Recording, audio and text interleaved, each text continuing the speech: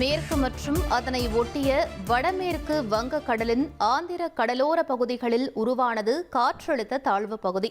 காலை 5:30 மணி நிலவரப்படி புதிய காற்றழுத்த தாழ்வு பகுதி உருவானதாக இந்திய வானிலை ஆய்வு மையம் தகவல் தெரிவித்திருக்கிறது. மேலும் காற்றழுத்த தாழ்வு பகுதி மேற்கு வடமேற்கு திசையில் நகர்ந்து அடுத்த 24 மணி நேரத்தில் வலுப்பெறக்கூடும் என இந்திய வானிலை ஆய்வு மையம் கூறியுள்ளது.